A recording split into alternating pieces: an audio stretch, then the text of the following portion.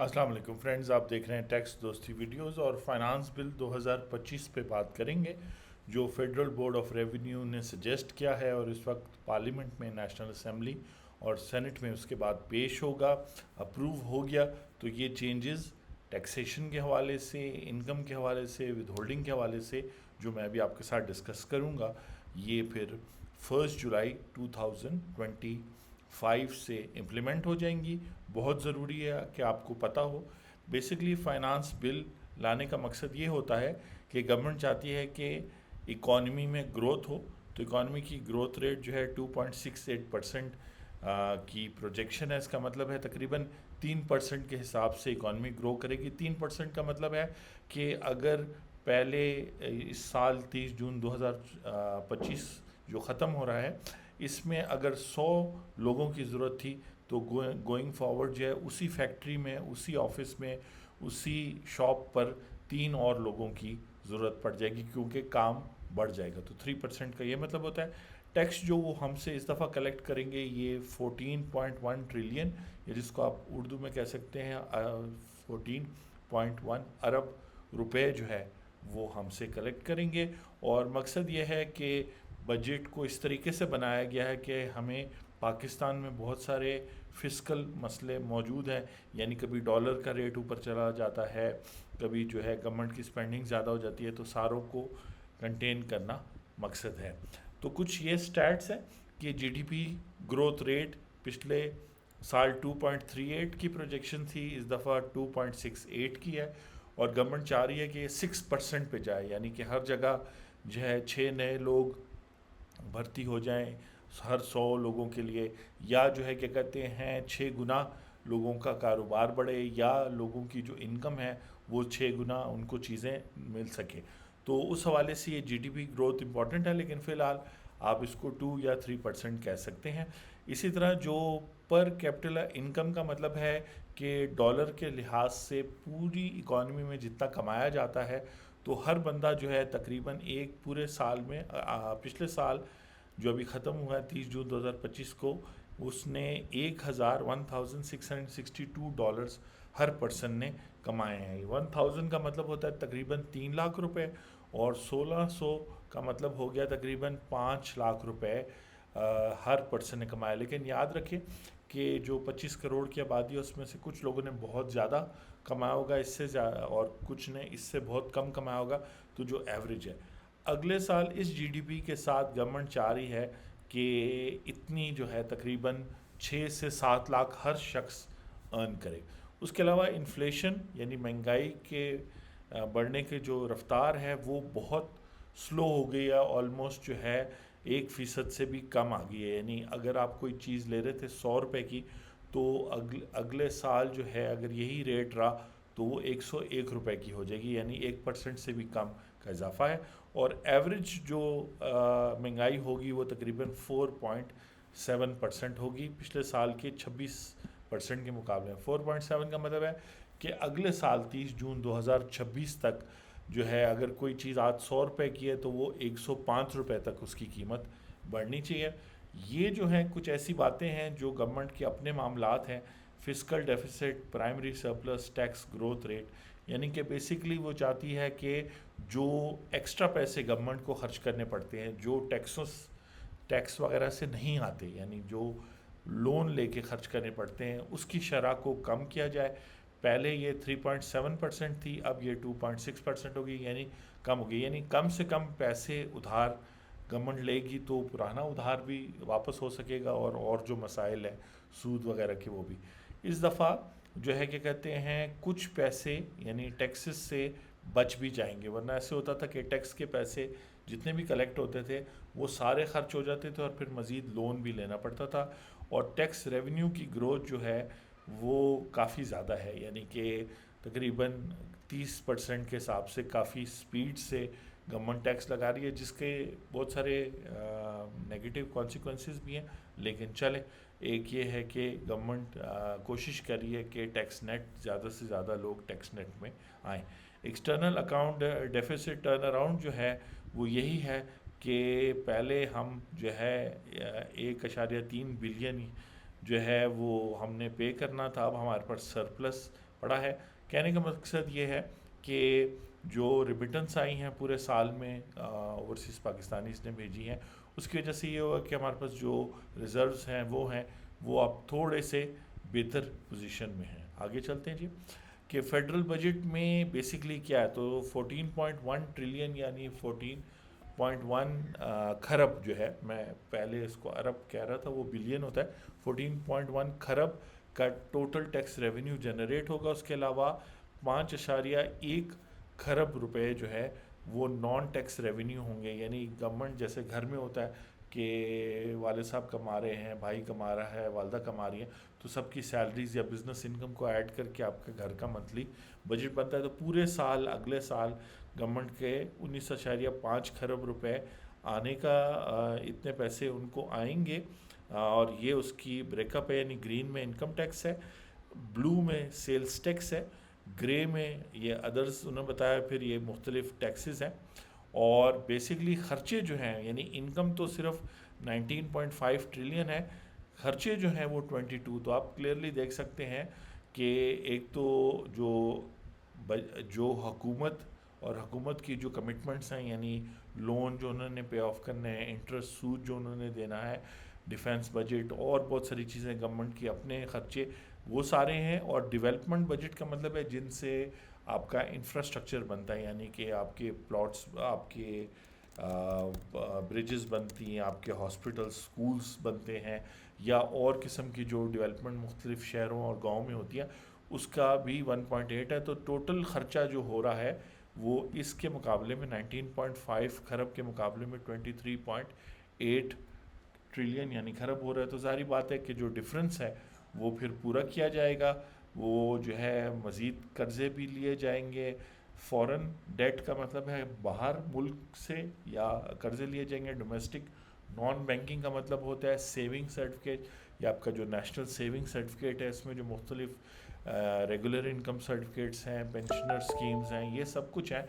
ये भी गवर्नमेंट उधार ले रही है डायरेक्टली पब्लिक से, प्राइस बॉन्ड भी इसमें आते हैं। तो डोमेस्टिक नॉन बिजनेस ये है, और डोमेस्टिक बैंक्स जो हैं वो आपके एमसीबी और एचबीएल और ये सब बैंकों से भी government directly as a government borrow करती है, और फिर प्रोविंसेस भी कुछ पैसे गवर्नमेंट को वापस करते हैं, उसको प्रोविंशियल सरप्लस कहते हैं। तो बेसिकली जो नेट रेवेन्यू रिसीट्स हैं वो 11.3 ट्रिलियन है, यानी कि इतना तो टैक्स लगाएंगे 14.1, और इतना जो है 11.3 जो है इतना उनको रिसीव होगा गवर्नमेंट को, क्योंकि सूबों को भी दिया जाता है।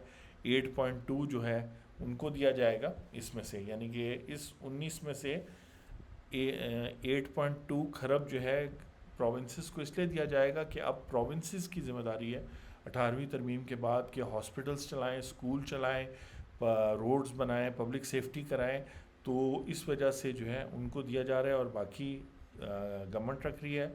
अब बात यह है कि अभी भी फॉरेन फाइनेंसिंग पे गवर्नमेंट का इन्हिसार है, और कुछ चीज़ें, यानी ये प्रोविंसेस का पैसा कहा तो गया कि प्रोविंस देंगी, लेकिन देखा ये गया है पिछले सालों में कि प्रोविंस जो है फेडरल गवर्नमेंट को कोई पैसे एज सच देते नहीं है। इसमें ये इनकम टैक्स का ब्रेकअप है, इतने परसेंट इनकम टैक्स आ रहा है, फिर सेल्स टैक्स है, फिर कस्टम एक्साइज ड्यूटी है।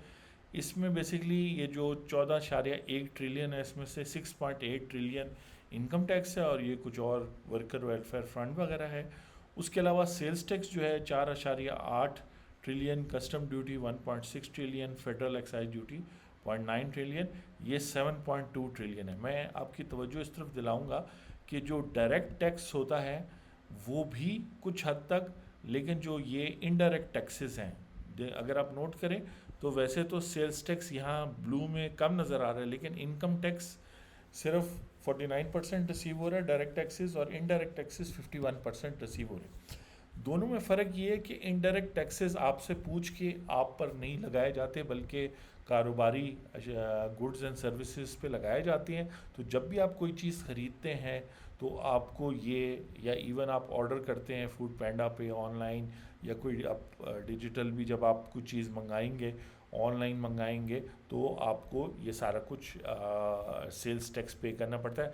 कस्टम और फेडरल भी ऐसा ही होता है कि ये जो प्रोडक्ट है या जो सर्विसेज है उसके अंदर मिक्स हो जाता है। जैसे आपके बैंक आपसे फेडरल एक्साइज ड्यूटी रेगुलरली हर महीने काटता रहता है, तो वो तो शायद 25 रुपये काटता हो, लेकिन पूरे पाकिस्तान में लोग पे करते रहते हैं। तो ये वो टैक्सेस हैं जो आवाम पर लगते हैं, और ख़ास तौर पे गरीब लोगों पे और मिडिल क्लास लोगों पर ये ज़्यादा लगते हैं, क्योंकि जो अमीर लोग होते हैं वो या तो कारोबार के थ्रू इस पे रिफ़ंड ले लेते हैं, यानी वो अगर गाड़ी भी लेते हैं, वो कोई कंस्ट्रक्शन भी करवाते हैं, वो कोई रॉ मटेरियल भी लेते हैं, तो उस पर उनको सेल्स टैक्स, इवन अगर वो पेट्रोल लेते हैं तो वो सेल्स टैक्स उनको वापस हो जाता है। तो ये जो है इनकम टैक्स जो है वो ज़्यादा होना चाहिए, इसको कम से कम 75% होना चाहिए, और इनडायरेक्ट टैक्सेस को 25% होना चाहिए।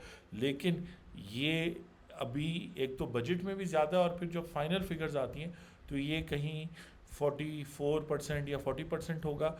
और ये जो है, और इसका इसका जो है उन्होंने ऑलरेडी बता दिया है, फाइनेंस मिनिस्टर औरंगजेब साहब ने कह दिया है कि अगर कंप्लाइंस ना हुई, जब भी वो कहते हैं कंप्लाइंस का मतलब कि अगर हम जिन लोगों से टैक्स लेना है डायरेक्ट टैक्स, उनकी जेब से टैक्स नहीं निकाल सके, तो फिर हमें मज़ीद टैक्सेस लगाने होंगे। बस वो सिर्फ ये कहना भूल जाते हैं कि हमें मज़ीद इनडायरेक्ट टैक्सेस लगाने होंगे, तो फिर ये 51% नहीं, ये 60% तक जाएगा।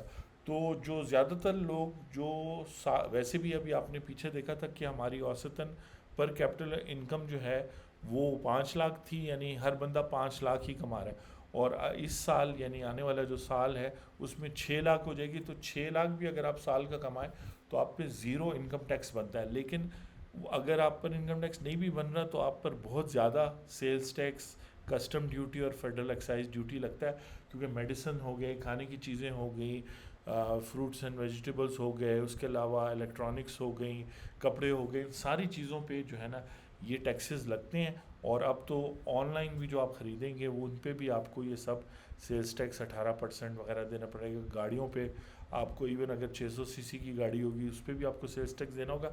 तो गवर्नमेंट इस तरीके से टैक्स कलेक्ट कर लेती है, बच जाती है, लेकिन बोझ जो है वो मिडिल क्लास और गरीब लोगों पर आ जाता है। अब अगर आप देखें कि रेवेन्यू ग्रोथ तो बहुत ज़्यादा है, 11.9 ट्रिलियन। वैसे तो ये टारगेट ज़्यादा था, 12.9 ट्रिलियन था, लेकिन 1 ट्रिलियन की उनको बचत दे दी। अब ये 14.1 ट्रिलियन का मतलब है कि अगर वो पिछले साल 12.9 ट्रिलियन नहीं, 12.9 ट्रिलियन की बजाय सिर्फ 11.9 ट्रिलियन कलेक्ट कर पाए हैं, तो इस साल वो फिर 14 नहीं 13.1 होगा। देन अगेन उसमें फिर ये पोर्शन कम होगा, ये कम, क्योंकि इसमें भी 6.8 ट्रिलियन में भी ज़्यादा विद होल्डिंग होता है, यानी कि विद होल्ड होता रहता है बहुत सारे लोगों से जो फाइलर भी नहीं है, या जैसे मोबाइल पे या और बहुत सारी बिजली पे, जिन लोगों की टैक्सेबल इनकम ही नहीं है, नहीं 6 लाख से पूरे साल में वो ज़्यादा कमाते ही नहीं है, तो वो भी एक तरह से इसमें भी ज़्यादातर अमाउंट जो है वो कंप्लाइंस के साथ नहीं, यानी टैक्स वाले नहीं कलेक्ट करते। विद होल्डिंग की सूरत में जब भी आप इजी पैसा यूज़ करते हैं, जब आप बैंकों से करते हैं, या जब आप गाड़ी रजिस्टर करवाते हैं, वहाँ पे जाता है। तो इस वीडियो को मैं यहाँ कंप्लीट करूँगा, क्योंकि काफ़ी सारी बातें की हैं, लेकिन एक पॉइंट बताना मकसद था कि आप जो है अपनी इनकम को बढ़ाने का सोचें। जैसे जैसे आपकी इनकम बढ़ती ऊपर की तरफ आप जाएंगे, यानी अगर आप साल के 6 लाख रुपए कमाते हैं तो उसमें कम से कम आप 1 लाख रुपए का टैक्स दे देते हैं। लेकिन अगर आप अपनी इनकम को 60 लाख करेंगे तो हमारा टैक्स सिस्टम कुछ इस तरह बना हुआ है कि हो सकता है आपको फिर 6,000 रुपये टैक्स देना पड़े। और अगर आप अपनी सालाना इनकम 6 करोड़ या 60 करोड़ रुपये ले जाएंगे तो फिर बहुत सारे, चूँकि ज़ाहिर बात है कारोबार के थ्रू करेंगे, बिजनेस एक्टिविटी, इकोनॉमिक एक्टिविटी के थ्रू होगा, तो बहुत सारे बेनिफिट्स आपको मिलेंगे। ऑलरेडी हुकूमत जो है तकरीबन इतनी अमाउंट की, यानी कि तकरीबन 6 ट्रिलियन की टैक्स एग्जम्पशन इस साल दे चुकी है मुख्तलिफ इंडस्ट्रीज़ को, मुख्तलिफ सेक्टर्स को, और तकरीबन जितना वो इनकम टैक्स कलेक्ट कर रहे हैं इसी के बराबर अगर वो इसको कम कर दें, इसको सिर्फ 1 ट्रिलियन या 2 ट्रिलियन कर दें सेल्स टैक्स को, यानी सेल्स टैक्स को 18% की बजाय 3% पर ले आएँ, तो लोग खुशी खुशी देंगे भी, और इन ड्यूटीज़ वगैरह को भी ख़त्म कर दें, FED को भी ख़त्म कर दें।